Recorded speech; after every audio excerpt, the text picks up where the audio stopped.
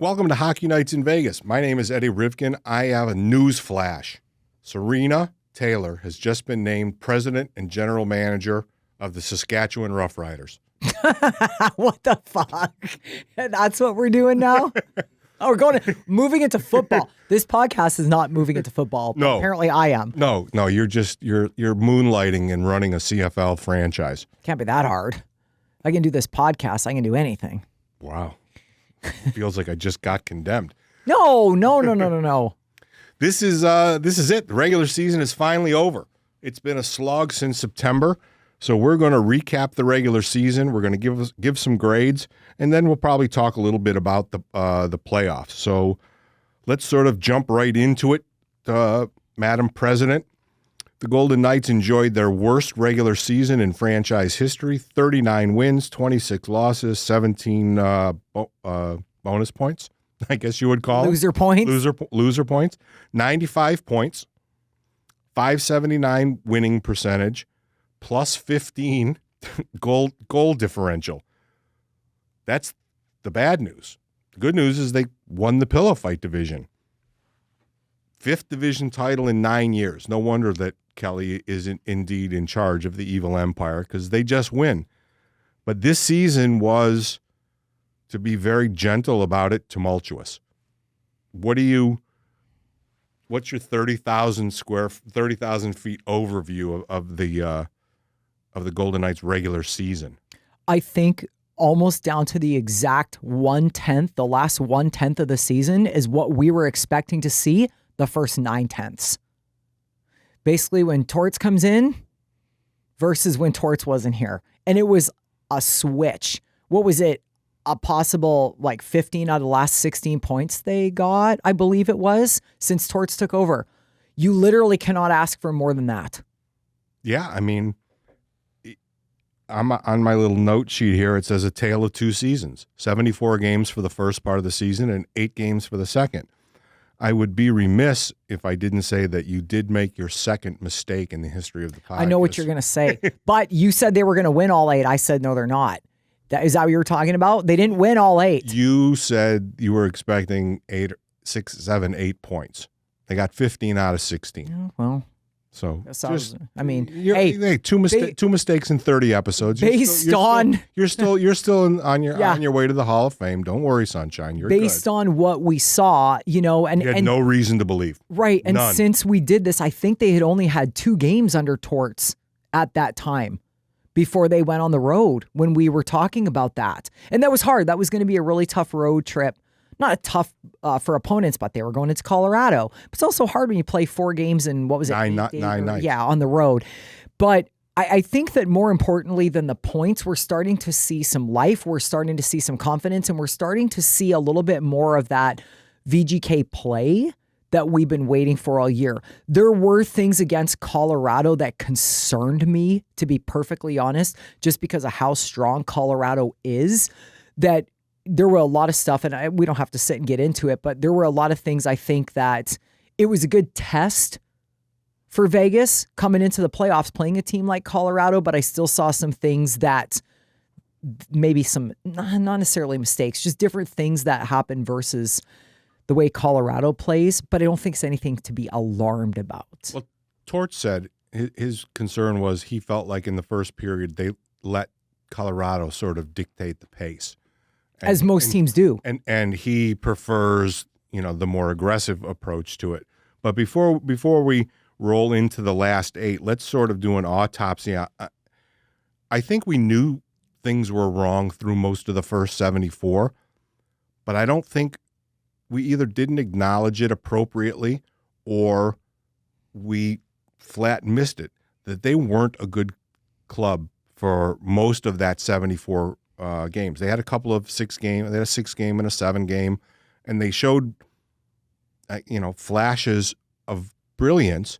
But overall, I want to talk about grades and things like that. And I think when we grade it, we have to talk about the Bruce Cassidy era and then deal with Torts. For whatever reason, 90% of the 90% of the season, this club was not very good. And we thought that it was inexplicable. We couldn't figure out why they weren't consistent, why they couldn't figure out where we weren't getting any scoring. All the different symptoms that sort of popped up through the year. Goaltending, then the D, then no scoring, then long slumps by the Stars, all the different things that ailed them. And it's not that Bruce is a bad coach. That's absurd. The first thing out of Tort's mouth when he got here is, listen, don't be fooled. This is a good hockey team with a really good hockey coach, and they're a well-coached team, and they got him the cup. But what do you attribute the rampant inconsistency, the highest of highs, the lowest of lows, instead of, trending north and making your way to being the best team you can be leading into the playoffs? Break that down. Tell me why they weren't anywhere near as good as we suspected they should have been for the first 74 games. I think stale is the word that comes to mind. And I'm going to say this for the 10th time at least. Yes, Bruce won a Stanley Cup 4 fucking years ago or whatever. That was a long time ago, 3 years ago. You don't play for, he won a Stanley Cup. As soon as that new season starts, it is all a wash, right? So yes, he's got the talent. It's not about Bruce, but things do get stale after a while. And I think why it was so, like we saw, like you said, the flashes of brilliance, because there are a lot of talented players on this team. When you have a guy like Mitch Marner, Mitch did not have one off game this entire season. No, none. Not one. Not one. Can't say the same. And they said, and so I'm sorry to interrupt you. And they said he had the worst season since his rookie year, points wise, which is, but it's so stupid that it doesn't warrant continued conversation. But we're not gonna. But I can't say the same about everybody else. I feel like there have been a lot of players that have been too up and down, and so I think just the staleness, the talent would shine through here and there individually. You can have a team. Nashville is the prime example. When Barry Trotz put together Nashville a couple years ago and they got Stamkos and they got all these guys, everyone's like, holy shit, they are going to blow the doors off. And I said, just chill out, just wait. They haven't played together as a team yet. It's different. You can put together a bunch of superstars, but if they don't play as a team, and I think that's kind of what was happening here, but I think that as an athlete myself, if I took a look at, if I'm Mitch Marner, let's say, I don't know, one of the players, and I go, okay, our general manager cares so much about us making the playoffs that he fired our coach with 8 games left in the season just to give us a chance that we might not have had before. That shows a lot for me as a player to go, okay, this organization cares about winning. And that's a part of an environment I want to be on. And sports is so psychological that it can be like a switch. It's just something that you can't teach. You can't tell a guy to work harder or be like, look at a Brett Howden. We were talking about him off the air. Oh my God. He's been great. He's been unbelievable. He's been the hardest working player on the Golden Knights since he came back from injury. Every shift.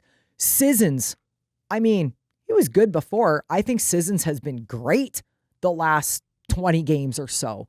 Right. And so we're seeing guys like that. Now, I think the bonus to this up and down thing is that we have guys like Eichel and Hurdle especially, who's a little snake bit and hit a post in the last game. This poor guy. The best news is that they're not playing at their best and haven't been. Because if they do start playing at their best, this is a different conversation and it's better.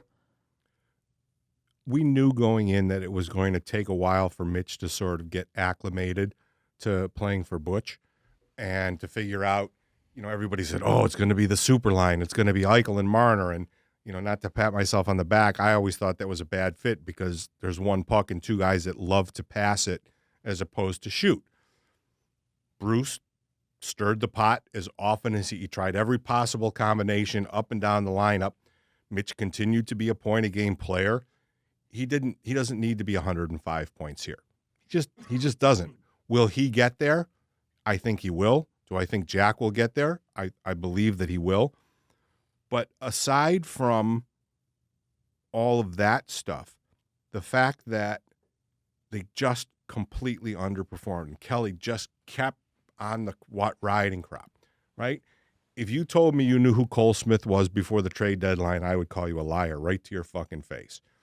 Nick Dowd, a little more. Been in, 100%. been in the league a good while, a hardworking player. But we started to see a pretty good Golden Knights team just before Butch got relieved. They didn't get all the results, and we talked about it a couple episodes. It started almost with the watch party that we had in January when they lost to Dallas, but absolutely deserved the W. They were trending sort of the right way, but not getting the points associated with the way they were trending.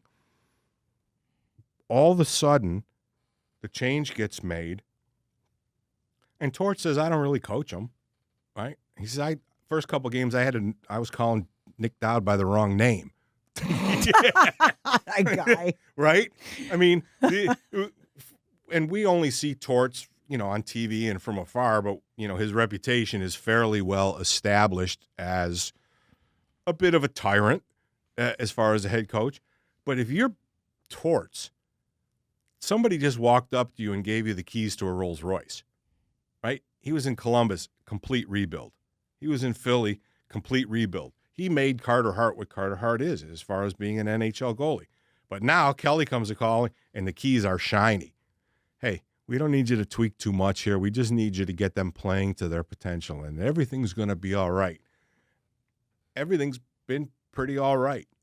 Yeah, they were slow in the first period of the first game. They were nervous. I still maintain they were probably a little bit embarrassed because the coach firing is specifically on them. There's no other way to put it. If they were doing their job, Butch would still be here. Can't fight me on it. Butch is gone. But now they just seem to, they started saying swagger a couple of games ago rather. They seem to have found something.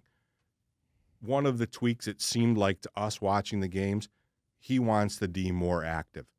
He wants Raz going up and down the wall. He wants Hannafin going up and down the wall. He wants to pressure other clubs in their defensive zone, creating mismatches. And I think that's pretty much the only noticeable difference.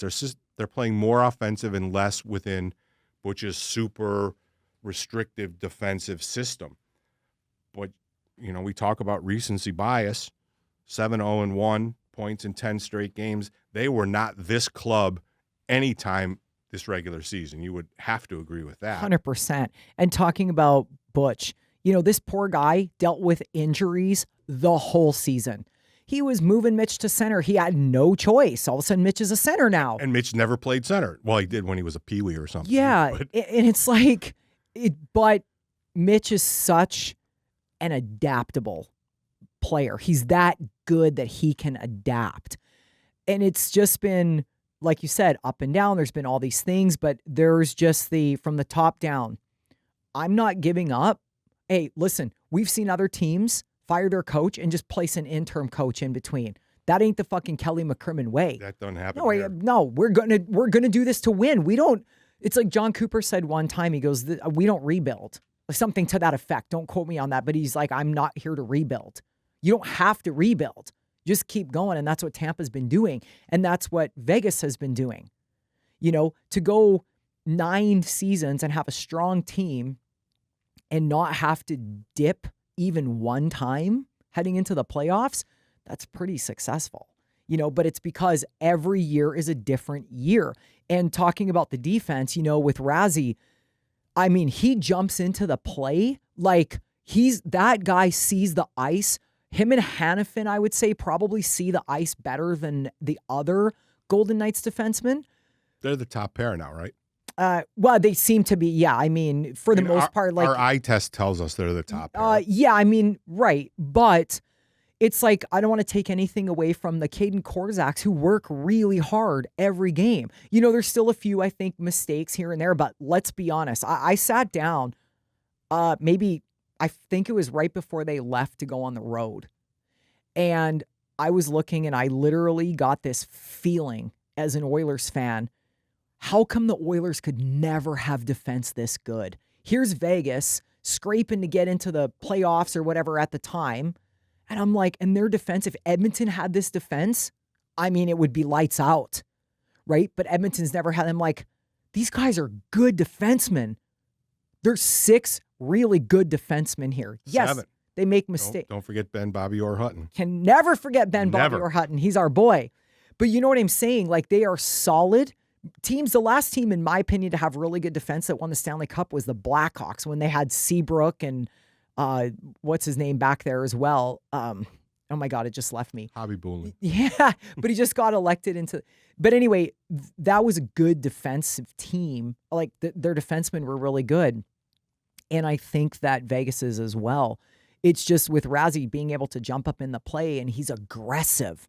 And he's got a cannon. Yeah, but you have to be smart and fast to be an aggressive defenseman, which is not all of the Golden Knights defensemen. So they've got a good mix of everything. So let's move our way quickly through some grades. And it's kind of hard to do it. So let's just do the first 74 and then just do the last. Oh, I know. I know it is hard. It's sort of complicated.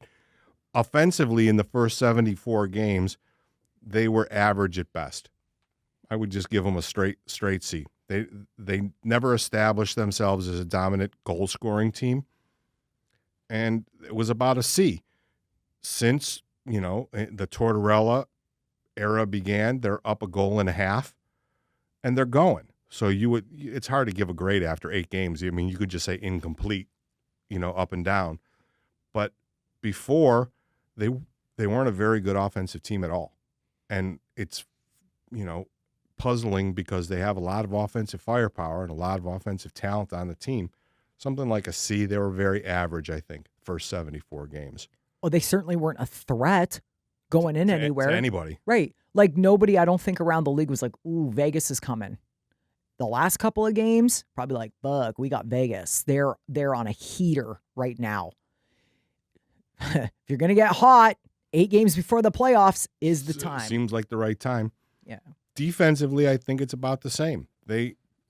Butch has a Stanley Cup winning system, but they were leaking oil throughout most of the season. They never had a really sort of dominant run where they were giving up 0-1-2 throughout the season. Stale has to be sort of discussed about it, but, and you hate me when I bring this up, until 8 games ago, they were a completely different club without Alex Pietrangelo. They absolutely missed his 25 hard minutes a night, putting Shea Theodore and Braden McNabb as the top pair. Everybody was sort of out of sync. Noah was a little bit adrift. They were all out of sync, and a lot of that has to do with missing your best all-around defenseman. Not the best offensive, but the guy who eats all the big minutes against the opposition. And defensively, same thing, average. They didn't have any kind of a run where they were a Bruce-like, Stanley Cup winning-like defensive club. So that's an interesting point you bring up about Pietrangelo because, I don't agree 100%. Like, yes, I'm sure it had something to do with it, but that's not why the whole team was average for 74 games. But if you look at when you change your coach, it's when you go up to as far up as Bruce and go, Bruce is used to having Pietrangelo. Never mind the players. Torts comes in and goes, who? I don't give a fuck. I'm working with what I've got right now. Right? Because he has to. Right. So it's an interesting concept. And it's like, sure, we could probably discuss all day whether or not Kelly should have made the move 3 months ago. I don't know. Sure, maybe. Who knows? But it is what it is for now. And I just find it interesting because we talked about this and everyone's like, were you surprised? And I was like, I was the least shocked person. I keep telling everyone that. I was like, oh, yeah, okay. That tracks. That tracks for Kelly. It just makes perfect sense.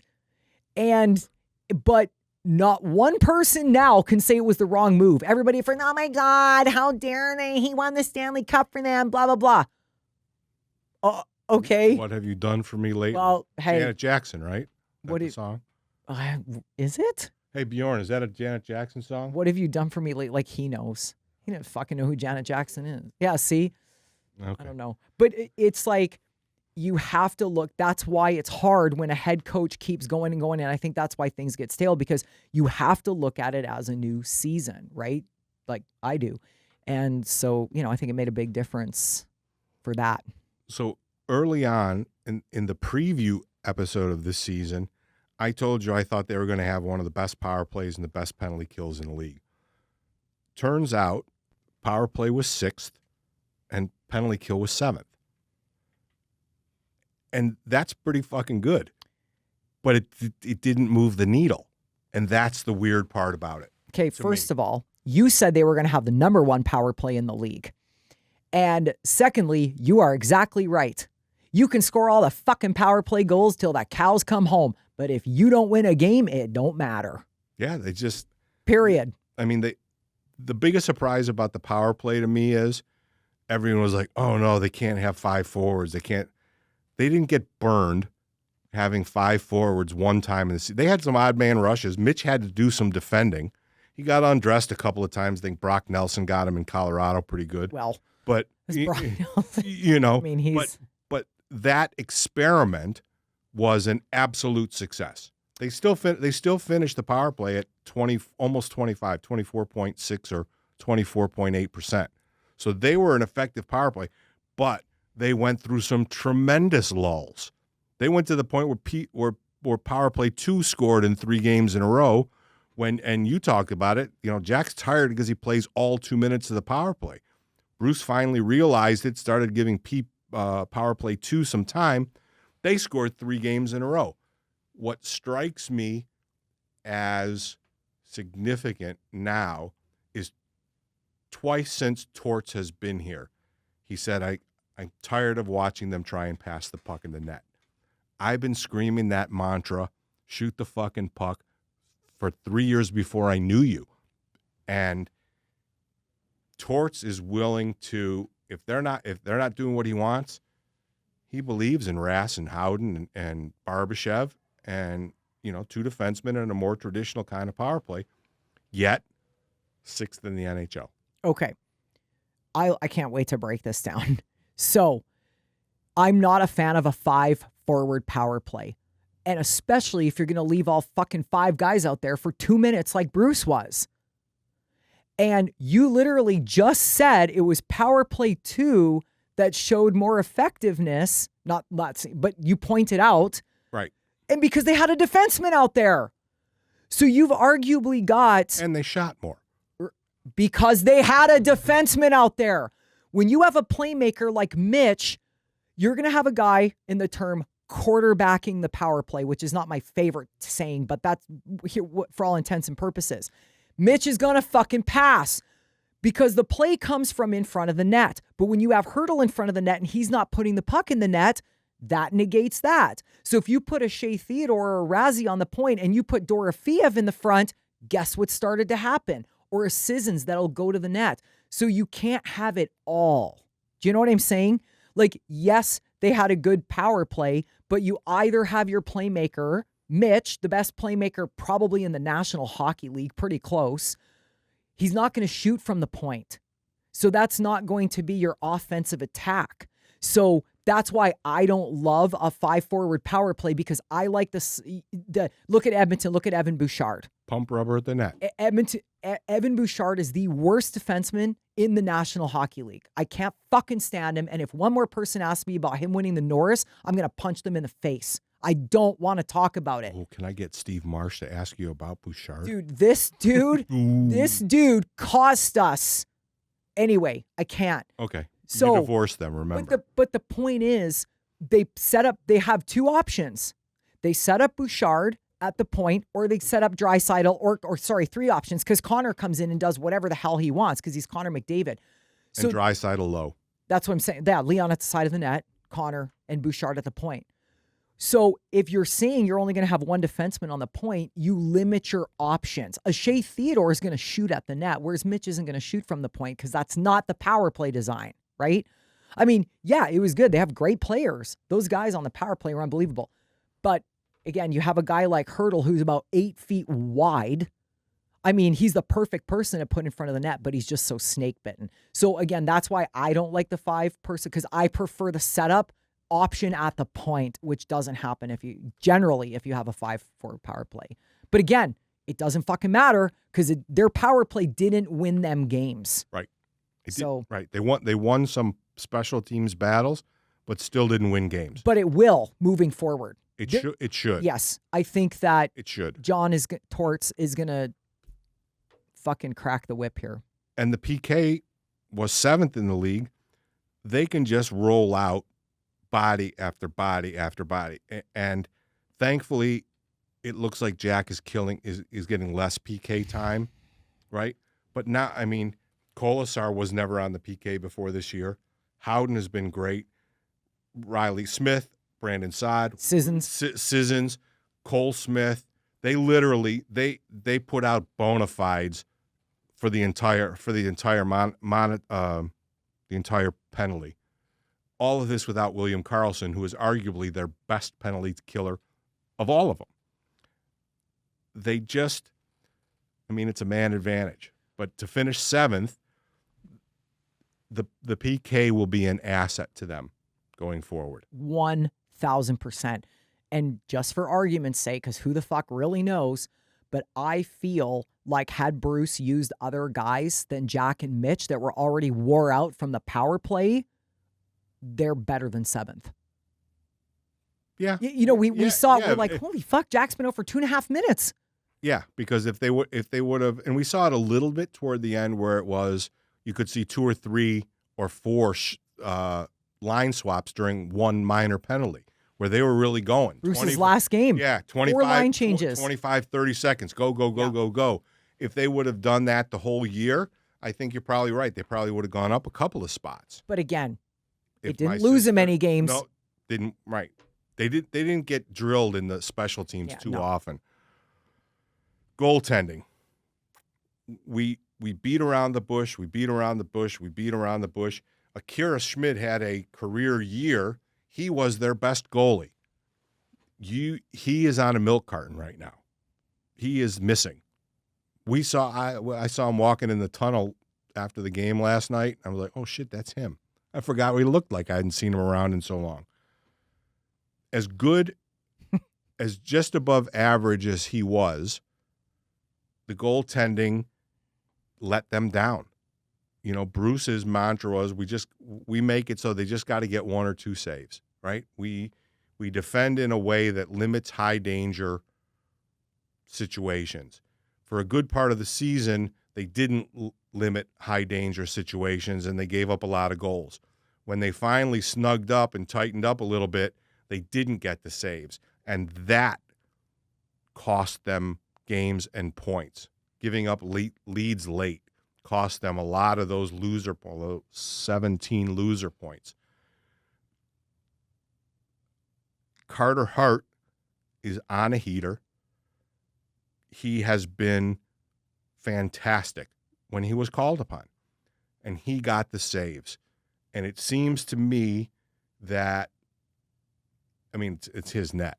There's no doubt about that. Torts tried to say it, but then not say it, but then said it again. And Carter Hart's the game 1 starter. But aside from this run, call it the first 74 games or something like that, the goaltending was like C-, maybe even a touch worse. The goalies didn't steal 1 game this year of the 74 before Bruce got fired. And for argument's sake, was not single-handedly any one of the goaltenders' reasons that they lost any of those games, right? The goaltenders were kind of meh. Yeah, because I was thinking back to the podcast that we did where we were talking about Carter Hart, and you're like, is he the starter? I'm like, fucking absolutely. The second he comes in, he's the starter. This is the guy. And then he was, and then he got hurt, right? And he came back and he was the starter because you have to have a starter. I said that at the time. You can't fucking waffle back and forth.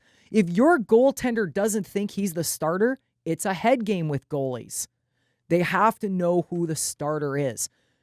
And Aiden Hill, I mean, bless the guy's heart. Like it was such a tough year for, essentially overall for the goaltending. And And with Carter Hart, he just coming back from injury, you could just see it like this. He knew it was his net, and he knew it was time to shine. And it was time. And he maybe has allegiances to Torts for playing with him before. I don't know. I think it's the other way. I think Torts has the ultimate confidence in him. Well, sure, which helps, right? Right. When you know that you've got the coach's support going in, that buoys you quite a bit. I mean, listen, with no disrespect whatsoever to Aiden Hill, he was a backup goalie that won the Stanley Cup. Mm-hmm. He's never been a bona fide #1 NHL starter. He has repetitively had health issues almost every year. Last year, he started 50 games for the first time in his NHL career, but he tuckered out a little bit toward the end. This is absolutely 100%. This is Carter Hart's net to lose. Oh, fucking no doubt. I mean, the guy's been fucking lights out. I mean, for $2 million, it feels like they're getting ready to go on a playoff run, and it's him, and it's his net. Oh, there's so much stuff I could say about Carter Hart. Well, there's a million things to unpack about the goaltending because it's, again, two completely different stories. Yeah. Right? Two books, right? The book is they were not good, and the second book is almost the redemption song, right? Played 6, 7, 8 games, missed 33 games with a gruesome looking, we don't know, but it looked like a groin, right? The way he limped off the ice. And he came back, and he talked about it in the room, how good the medical staff was, how hard he worked with Sean Burke in the B rink. And I might get in trouble for saying this, but I talked to Sean about Carter Hart yesterday, and I'm not going to give you quotes, but he simply said he's absolutely the hardest working goaltender that I've ever coached. Last one off the ice every single time, refuses to leave the ice, his work ethic is unmatched by any goaltender that he's seen in all of his time in the NHL. And Berkey's been everywhere. And that's the highest compliment and testament to the young man's character. Well, think about, first of all, at optional, he was the only guy on the ice before optional even started yesterday. So we have media with Torts before the optional skate. So weird. Well, I love it. I do because too, he's like, listen, I'm not going to waste anybody's time. Let me come in here. But leaving after John, Carter was the only player on the ice at 10:58 before optional. And then a couple players came out, whatever. And you could see it. You could just see the work ethic. But if you think about a guy like him who has been through the absolute ringer, imagine you're a Canadian goaltender that had success playing junior in Canada. You never played professionally in Canada, but then all this shit comes out, and especially in Canada, you're under the microscope as a hockey player. Everybody fucking hates you, right? Everyone's like, this is a bad guy. The general thing. And he gets signed here, probably thinking, I have no idea what I'm about to get myself into. Because I was in Philly where people are hockey rabid. Rugged. Yeah, sports. yeah. So he comes here going, what the hell? What am I getting myself into? And so to have the fans behind him the other night, I was super happy to see that. To have a coach come in and go, like you said, Torts is like, this is my guy. That's what boosts your confidence. And the spring in his step, for lack of better words, as a goaltender, I mean, that game against Colorado, let's be honest, that game could have gone either way. There was a couple that I think the 2 goals I think Colorado scored, Carter probably wish he would have had back. Yep. But I'm going to tell you, he fucking stole. He kept it from being a 5 spot. 1,000%. So we talked about the goaltenders and the whatever didn't win any games before. I think that Carter saved that game for Vegas. And that's what they needed for his confidence, for the team's confidence, all that stuff at this time of year. Coaching. Well, do we even need to? No, I mean, it wasn't an F. He didn't fail. He just, the message stopped getting through. They were right there in a really bad division. He kept them in play for 74 games. But, and he said repetitively, once they go over the boards, it's on them. And when they started going over the boards and not performing, wasn't coaching. Right? They've proved the system. They've got the ring that says that what he does, what he teaches, works. But as it seems to be the pattern in Golden Knights land, you get 3 years. Butch got a 4th because he won the cup. But the message didn't change, and maybe that was part of the problem. Maybe he was reluctant to adapt. And like they say about the dinosaurs, adapt or die. And he got dead. But I don't think you can say really a lot of negative about how he coached the team. He was tough on them. But if you think that I just made news by saying that Bruce Cassidy was tough on players, you're an idiot. You shouldn't be a Golden Knights fan because he's a tough coach to play for. Everybody knows it. But you have a chance to win, and he proved it by being the way he is. Torts has the same sort of reputation as being a tough guy to play for, but Torts is surprisingly, he's almost flippant. I don't want to say he's smug. Almost flippant? I mean, I don't want to say smug, but he's sort of chuckling to himself that he got the keys to this car.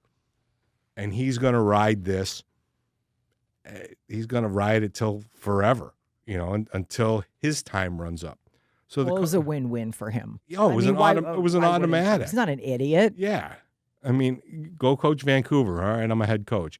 Well, here, Vegas needs a coach, John. Are you interested? Well, yeah, fuck yeah. I love working with Buccigross and the guys in the studio, but I'm a head coach I'm an NHL head coach. And to get a bona fide contender with not one, 2 bona fide superstars and the most underrated superstar in the game in Mark Stone, yeah, this is an automatic take. He has never been gifted in his hockey career a gift like Kelly gave him. Well, I mean, he's also earned it. Yeah, built. Yeah. Built what he needed. And 2 years ago or last year, I forget what it was, but I had the conversation with Keith Jones, the president of the Flyers, probably the nicest human being on the entire planet. And I was like, let me ask you this. With such a young team, how does it go with Torts there? And he's like, it's tough. It's tough because Torts is an old school guy, but we give him the leash, to do what he needs with it. And I think and Daniel Briere is their general manager. And it's interesting as a former player, Briere, versus a guy like Kelly. Kelly is black and white. This is what needs to get done. I don't give a fuck. I'm just going to do it. Here, I'll give you enough rope to hang yourself, but let's do this, right? And so it's interesting to kind of see the dynamic when coaches coach for different general managers because they all have a different style. Yeah. And so you have to find the right fit, just like you have to find the right fit for your players. And Bruce was the right fit. It just, it was time. It ran its course. It's a relationship just like any other relationship on the planet. And it ran its course, and it is what it is. So for the regular season, they won the division, 5th time in 9 years. But the overall regular season, to me, was uninspiring. Right? The last 8 games, very inspiring. First 74 games, not inspiring at all. I'm thinking something along the lines of B-. They clearly underperformed. Just look at 17 loser points. Look at 1-8 in the shootout. That's inexplicable to me. This team dramatically, they won the division with a winning percentage of .579. I don't know that that's ever been done before. They would not have made the playoffs in the East. The new NHL. Yeah. They wouldn't even have been close to making the playoffs. And they're a good hockey club. And they're a good hockey. The whole thing, it's like a fucking mystery to me. I don't, but they punched their ticket to the dance. Like you said a few minutes ago, if you're gonna get on one, this is probably time to get on one because they're feeling it, right? And they're playing like they're feeling it. Remember when I said a few weeks ago in Florida when they were just shitting it, and everybody was wound up, and Paul Maurice is like, "Everybody, calm down, just fucking relax." They weren't even going to make the playoffs, everybody just relax. I got a plan, you know? And he was cool as a cucumber, that dude. And he went from coaching in Winnipeg, which is a completely different conversation, to coaching in Florida where nobody gives a fuck. And he's like, man, I'm just going to not phone it in. But mentally, he was like, let's just do this. And look what happened. And so I said that same thing. And I think Bruce was kind of in that same, but like everybody just calm down. But Bruce had a few more years under his belt here than Pomo did there at the time. Right. It was like his first season. So that does make a big difference. If John comes in at the start of this year, maybe there's a better outcome. Maybe not. I don't know. But it's a different flavor. Right. Right? The tenor of the team is different. Yeah. So it's like everybody calm down. And then Florida started picking it up. I feel like at the time he said that, I think Barkov had been sick. He got like really sick for like 2-3 weeks or something crazy like that. Weird. And all of a sudden he came back. And it was like, okay, now I have to I get to stop juggling lines. I get to stop screwing around and start setting my lines. But he took the middle to the third, like the, 2/3 of the way through the season to fuck around with his lines, figure out what was going to work, and then roll. And unfortunately for Bruce, I don't think he had the opportunity because guys were hurt. He was trying to do what he was piecemealing every day together. What have I got today? We always said, like, when Bruce wakes up every day, he's probably like, now who the fuck is hurt? Who was the MVP of the season? Well, if you would have asked me, I'm still going to say Mark Stone. 100%. Not even close. I don't averaging almost 1.3 points. He missed 20 games, and he had career high in everything. Yeah. Because he's the heart and soul of this team, it doesn't surprise me. And the engine. Yeah. He's... Like, I don't think there's anybody else that, but the reason I was just a tiny bit hesitant has nothing to do with Mark Stone. Mitch did a lot more for this team than I think people realize. Oh, nobody realizes it. Stop it. Nobody has any concept of how good he is yet. He's unbelievable. I mean, we do, because we know what we see. Our eyes don't lie to us, and our eyes see what he is. That's the only reason. Right. Mark's the captain and he deserves it and whatever, but I was like hesitant just because he hasn't been his best the last, I would say, maybe 15 games or so-ish. I don't feel like Mark Stone's played his absolute best. But like we said, Mitch has never had one off game. Perfectly consistent. Fucking unbelievable. Right? Unbelievable. And to even say that Mitch made a mistake, I could probably count on one hand how many mistakes Mitch made this entire fucking season in 82 games. And that's incredible. He just doesn't make mistakes. Who's the biggest positive surprise in the Golden Knights this year? Come on. It's your boy. It's a little tricky because I feel like Rasmus Andersson, I think, like coming in late though, he played better than I've ever seen him play, ever, in Calgary, ever. I think this is the best, in my opinion. But he's playing with a different team. He's playing with, little stronger forwards, whatever. Calgary works hard. Far be it from me to give those fuckers credit, but they do. We saw them come in here at the end of the season. I'm like, fuck, man, they're mucking shit up. So there was guys that were a little, like Brett Howden was like, whoa, okay. And even Mark Stone, I think, probably had a better year than maybe anybody expected out of him. He's fucking unbelievable. I don't know. I know. Do you want me to say Braden Bowman? Of course they do. I mean, fucking. Slurpy, slurp, slurp, slurp. Listen, slurp, slurp, slurp, Bonesy. slurp. So I was talking to Freddie Brathwaite at the last game of the regular season. Goaltending coach for Henderson. Yeah. And we were talking about, I said, man, you guys are really going right now because a lot of their guys are going. And he was like, yeah, man, it's just great. And I said, ever since Bonesy came back, and he goes, that kid he was down, then he went up for a long time, and then he came back down. He goes, and you'd never know because he never missed a beat. He came back, his first game back in Henderson, he was on fire. I kind of felt like his first period, because I was at that game, was maybe a little, but then he was right in the groove. He got a couple goals. He's just his attitude. And I said, he's just been unbelievable. And I'm like, and you know what the thing about him is? He's an even better human being. And Freddie completely agreed. He's just a quality person, human being, and as an organization, we are so lucky to have him. Who was the biggest negative surprise? Who was the biggest disappointment? I think, I'm sure you know who I'm going to say.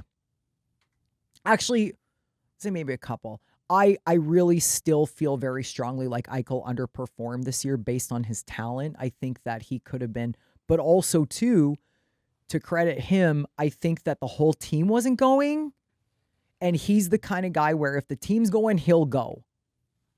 But if they're not, he's not. I also feel like, I hate to say this because I adore him, but I feel like Braden McNabb probably didn't have as good of a season as maybe he wanted. There were some good positive things, but I saw some things with Braden that, maybe were uncharacteristic of him. I don't want to say I'm disappointed in anybody. Okay, well then rephrase it. Who are you surprised that struggled?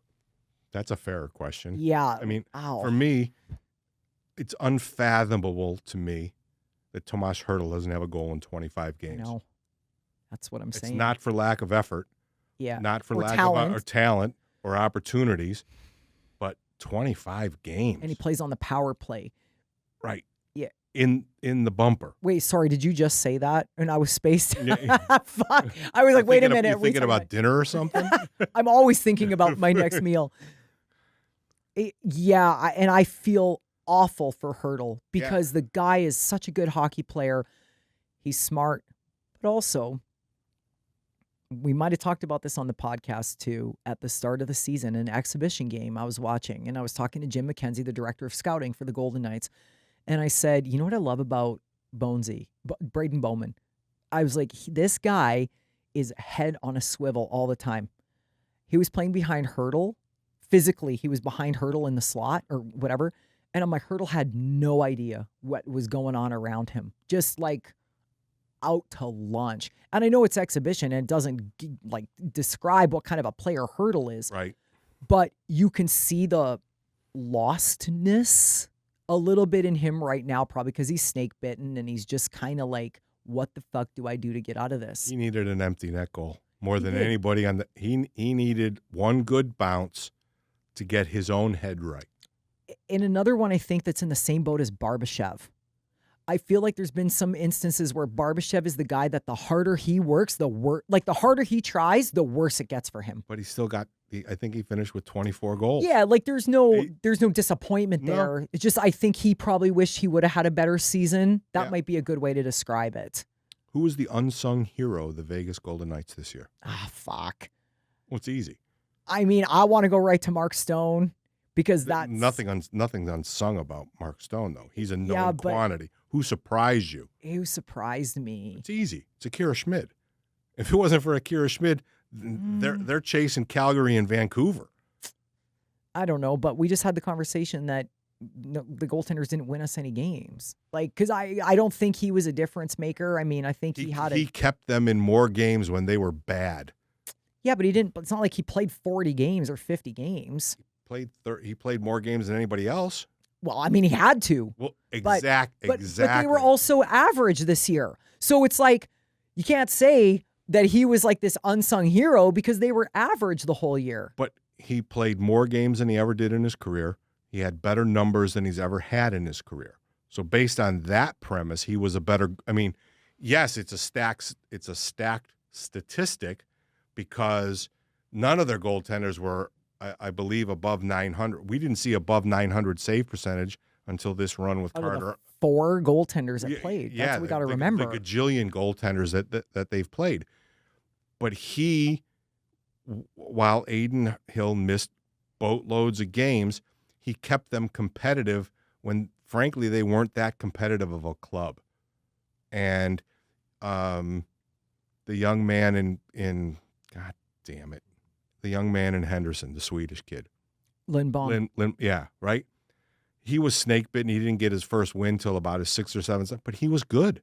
And he's good in Henderson. And he's apparently, I was listening to Brian McCormick, who's their play-by-play guy. He was on with Mallard and Ryan Wallace yesterday. He's second in the AHL in just about every goalie. He's unbelievable. He's like on a fucking monster heater. 17-1-2 or something in his last 20 starts. And he was way underripe to be in the NHL. But he was good here. For his little 6, 7, 8 game cup of coffee, he was good. And now I think he took that and he's feeling it. I mean, clearly by his play, he's feeling it, how he's going in Henderson. Well, one thing I will say, too, about watching Henderson play, there's a lot of pucks in front of the net. There's a lot of banging around, and there's a lot of pucks that get banged into the net. A lot of aggressive play in front of the net. He takes a lot of rubber. NHL's a little... prettier. Yeah. Whereas, and it's just a lot of, there's banging and crashing. There's pucks loose in the slot a lot in the AHL. There's all that kind of stuff. He takes a lot. He faces a lot of rubber. And he's been really good as well. I'm tired of talking. There's no way you've ever been tired of talking. I'm tired. What do you mean? I considered a whole game not saying anything to anybody. I mean, you kind of broke up with me and went and sat with Hannah. Oh, my God. I went and sat with Hannah. I know. For one fucking period. And come sit with me. And then Eddie left, and I don't even know where you were, actually. I went down and talked to the news girls, the girls from Channel 3 and Channel 8. Because I was like sitting there. I was feeling neglected by you. Oh, my God. I was a little bit butthurt. Well, because also, your other seatmate, Paulie Wally. He bolted after the first period. Yeah. He was like, Paul went downstairs. I was sitting on the other side of Hannah. I'm like, fuck this. You're not leaving me with those fucking... There was nobody on either side of you. It's okay. It's okay. I'm like, I took a shower. I washed my ass. I put on a little cologne. No, Sarina, it's okay. I'm going to talk to Hannah today. Yeah. Well, I never get to sit with Hannah anymore. Well, yeah, for the hockey news. She's a big footer now. Whatever. 488 subscribers, kids. 12 more. I almost forgot. Jason from Red Deer is coming in June. He told me before he told you. Oh. Ooh, I didn't know it was a fucking pissing match. Yeah. He was. I said, did you tell Sarina yet? And he goes, no. I said, why the hell would you tell me before Sarina? Yeah. He's coming in June. Yeah, he's coming in June. June 5th, I think. Something like that. I will have to look. He's bringing some family and shit. Yeah. So maybe he's going to come to the Peelers and the Mexican place. Ooh, yeah. Let's take his Have you met him in real life? No. He just always watched my old podcast, old shows that I was on, stuff like that. And when I was in Canada last summer, he's like, hey, if you get up to Red Deer, come have lunch. But I was like, I can't. So geographically, Calgary and Edmonton are about 3-hour drive apart. Red Deer is smack dab in the middle. Got it. Okay. So he lives in Red Deer, obviously Jason from Red Deer, but I never got a chance to get up there to see him, but he's coming here. Might get a Golden Knights game while he's here. Who knows? Stranger things have happened. It's like, I forget what he said, the June, whatever. Anyway, middle of June-ish. So we'll have to take him to the Peelers and the Mexican place regardless. Yeah. 488 of you have subscribed to this podcast. We're tracking close to 20,000 hits a month on YouTube. That's Bjorn's doing, by the way. We got to thank our friend Bjorn. We're retarded. Like, I don't know how to do any of this shit. No, that's all on super producer Bjorn at OUTBOX Media. He doesn't have an email that says Bjorn, but you can email him at contact@OUTBOX Media if you want a cool-ass podcast like we got, two fucking retards yapping every week. Dude, literally. 12 more subscribers to 500. Let's fucking go. And then we gotta figure out how Bjorn's gonna get us to 1,000 so we can fucking 490. What? 490. Ding ding ding. It must have been that short about the snacks in the press box that got us the extra 2 subscribers. Yeah, guys, Eddie comes up to me the other day and he's like, we have over what did you say? How many views? Close to 1,000. Yeah, talking about the snacks because that is a thing. So just so you guys know, in the press box, we discuss the snacks with everyone.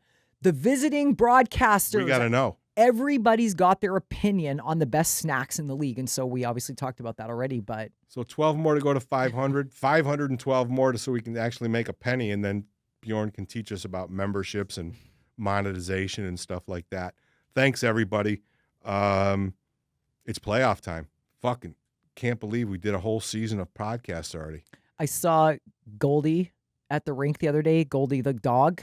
Oh, yeah. Yes. And Goldie's dad said he loves watching our podcast and he really likes when I tear her into shit. He's like, you got to just fucking let her fly. And I was like, oh, yeah, let's go. Yep. And listen, but I'm like Torts. So Torts the other day said, somebody's like, so if, because this was right before Vegas clinched. And they're like, so if this, he goes, I don't fucking know. He's like, who are they going to play? He goes, I don't know. He goes, I literally have no idea what the possibilities are when I come in every day. I don't care. I'm just here. I'm like, me too. Everyone's like, so if this team wins and this, I'm like, dude, I don't know. I just come and watch, and then whatever happens, happens. Like, Torts had his best answer ever last night when somebody asked him first thoughts on Utah, and he goes, no. Right, because who and then cares? G Money said, hey, thanks, Torts. Come on, did he? That was it. He ended on a one-word answer. Nope.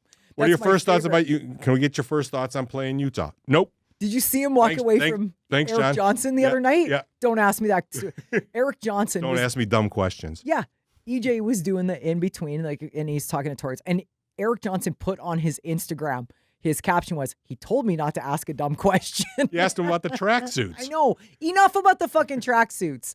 Can you imagine? Cares. I'm tired. I'm done. Okay. Thanks, everybody. Thanks. We'll see you with playoff coverage starting next week. Sunday night. We're out of here. Got to go.